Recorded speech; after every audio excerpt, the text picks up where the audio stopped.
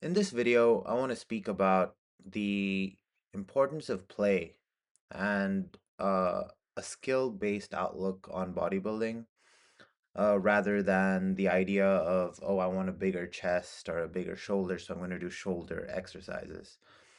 Um, and I'm going to do this while recapping my past 2 weeks of training. And in between all this, I'm also kind of give some like how I'm balancing life, so to speak, or fun outside of the gym while training.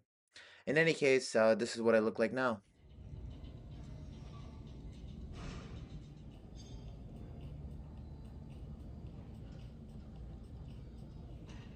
So as you can see, I'm in pretty good shape.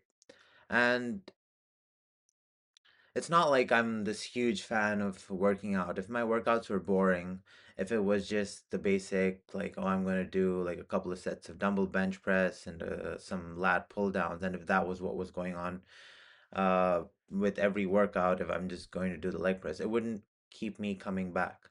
Yeah, it works for some people, but what I've noticed is a lot of people end up getting bored of the routine, and then that leads to a lack of consistency, and then they don't end up staying fit for an extremely long time. So, the way I counter this is by the concept of play. And by the concept of play, I mean when you're playing, you're trying out new things and you're like, oh, how far can I throw the ball? How can I lift this object? Can I climb? Like, let's say you're in the park. Can you go across the monkey bars? So you give yourself these movement challenges and then try out different concepts with your friends. And before you know it, you've done a lot of physical activity, but it was playing. It doesn't feel you worked out, but it wasn't a workout. I mean, it is still a workout, but it was playing. You burned calories, you got used your muscles through play, and that has results. And if it feels like play, it's uh you're more likely to do it for a longer duration of time. And if the play was fun, you'll come back. And that's kind of my outlook on training. Um, and in the following videos, I'm going to explain some of the movements that I do, but um, while explaining the movements, I'm also going to uh, kind of talk about the variety, the kind of movements, and yeah, uh, stuff like that. So here's a clip and a couple of clips from a workout from 2 weeks ago. I was using an elevated surface to do alternate kettlebell swings. Now, this is just a slight variation on regular hand to hand kettlebell swings, which just keeps things interesting. And then I superset that with jump rope, but instead of jump roping forward, I also have made it an effort to do it reverse. Then I do stuff like single leg box jumps. So just right off the bat, you can notice there's a lot of variety of movements. There's like kettlebell, jump rope, elevated surface, hand to hand swings, and here instead of moving front and back, I'm moving laterally.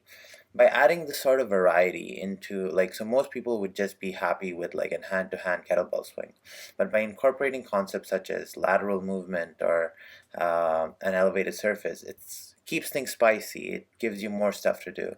As usual, I've been incorporating my sled movements, which are really good for the knee. So while I'm paying attention, while I'm still doing like what someone say the basic stuff like this, I'm adding some variations to it. Now, I've also been doing a lot of sandbag stuff.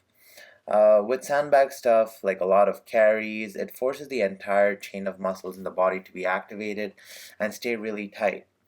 And then I like superset that with like kettlebell juggling drills. And this is one of the reasons it's like hard to make videos, because before I was able to do it in circuit form, but nowadays I don't do like set circuits. I just kind of do whatever I feel like, and that's hard to show in like proper workout videos. And then I'll go back to doing a circuit, uh, more carries, yeah. And essentially, the idea of all of this is that there's a little bit of play, but then there's also like an underlying concept of building a skill. So, like, I'm not doing these things for like I'm doing 5 reps of shoulder or whatever. Like with the kettlebell juggling stuff, I'm thinking about it as I'm getting good at flipping a kettlebell or juggling a kettlebell, but there are a lot of muscles involved while juggling a kettlebell. The ability to catch a moving object like that, the coordination requires strong forearms, strong arms, strong glutes to uh, create the momentum, a lot of core stability to make these awkward catches, a lot of finger strength, a lot of core strength in awkward angles to be able to catch these objects. And in the process of which I'm able to build muscle. And so now many people will say, but hey, there was no dumbbell press and the slow control eccentrics and stuff. How are you building muscle? That's not how the body works. Quite frankly, that's just not how the body works. Um, your body's pathway to build muscle is not exclusively the slow controlled movements that you do for reps and then there are muscle tears and then they repair. Your body will need to adapt to challenges. The challenge of kettlebell juggling, the challenge of carrying a sandbag around. So, while carrying a sandbag, my whole upper body has to be tight. And it's carrying like 200 pounds, sometimes 260 pounds while I'm walking with it. That requires like if your muscles are small, first off, like as far as from a mass perspective, like can you like get pound for pound really strong and then still be relatively small in size and move the weight? Sure, you can. But what your body is going to interpret it as is, oh, there's a big weight. I have to hold it. Let's release some growth hormone to the muscles involved in this position so that it grows in size, so that it gets stronger, so that we are better equipped to move the weight uh, through the distance that this body is doing. And because your body doesn't like challenges, like your body wants to stay the same essentially. And when it notices a challenge, especially a repeated challenge that you're feeding it week after week, day after day, um, your body gets big. And you'll notice this across like different styles of professions, different sorts of sports, where people do weight train and stuff, but it's a very minimal part of their overall training.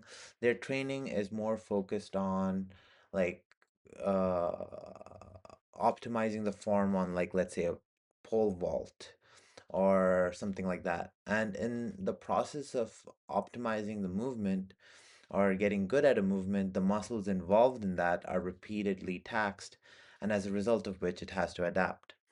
And so, one of the things you'll notice with like both kettlebell juggling and sandbag training is that there's a lot of like upper back and shoulders involved, which gives you that V taper, which everyone's looking for.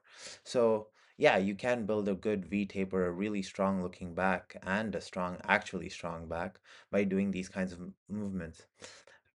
Counter to that, if you were exclusively just doing like rows or something like that, you wouldn't your quote unquote real world strength may not be as good, but you might look like you have a strong back, if that makes sense. Why not have both?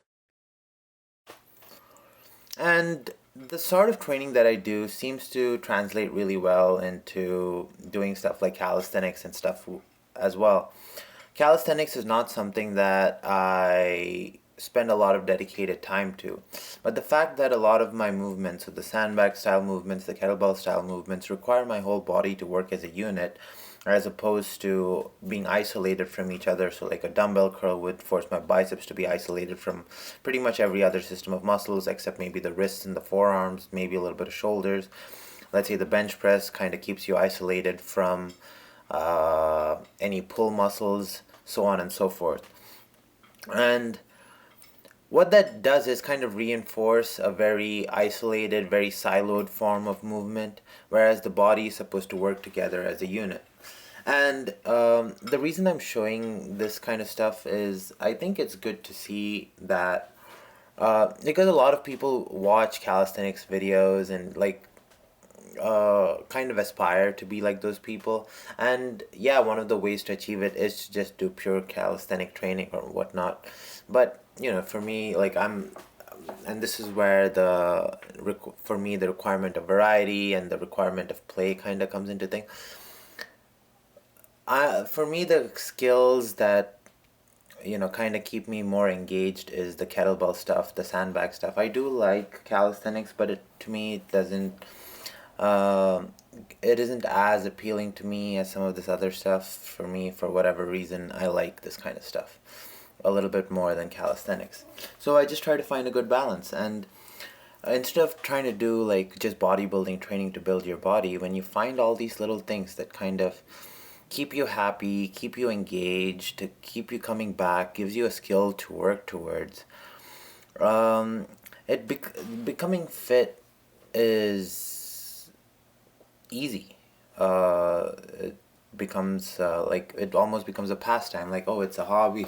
I'm going to get good at things that I want to get good at, and in the process of which and these skills are kind of uh, like I consider sandbag throwing a skill. I consider kettlebell movement a skill, and these skills require you to have strong shoulders, strong wrists, strong forearms, and in the process of this, I build, in my opinion, a pretty good looking body, and yeah, it keeps me coming back to the gym. It keeps me really consistent, and if you're someone that struggles with consistency, look into this kind of training, or at the very least, find your play. Going to work out a lot doesn't have to come at the cost of. I mean, you are going to have to make some sacrifices for sure, but like, why are you trying to do so many other things? You degenerate. Do it in limitation. I like to go to parties, I like to go to raves, I like to have a nightlife, but why is that your whole existence? Set aside some time for it. Do it every once in a while. Couple was it 2 weeks ago now, I went for a rave. Here are some mini clips of that. So I have to mute the audio, but essentially, yeah, it was a good time. Stayed out pretty much till the almost till the sun rose, sort of thing. But yeah, I like to have fun outside of the gym. Point of all this is that fitness can be made more fun, more appealing if you choose, in my opinion, to look at it more as an acquiring of skills and then find physical skills that are worth acquiring and then try to acquire it. If you want a certain sort of look, you can definitely supplement it with like bodybuilding style training, but look for skills that, like, let's say maybe gymnastics or wrestling or jiu-jitsu or basketball or whatever, that require you to have a lean athletic physique. The more you do of it and then supplement it with a little bit of weight training, and if you can do like kettlebell sort of training, it is much more rewarding, much more appealing, at least to me. It'll keep you more injury proof. It'll lead to fewer imbalances than bodybuilding style training. But yeah, uh, I guess that's it for this video. In the next video, I want to talk a little bit more about the kind of exercise that I'm doing. This is kind of a different style of video, but all my videos from now on are going to be just different, I guess. But yeah, see you all in the next one.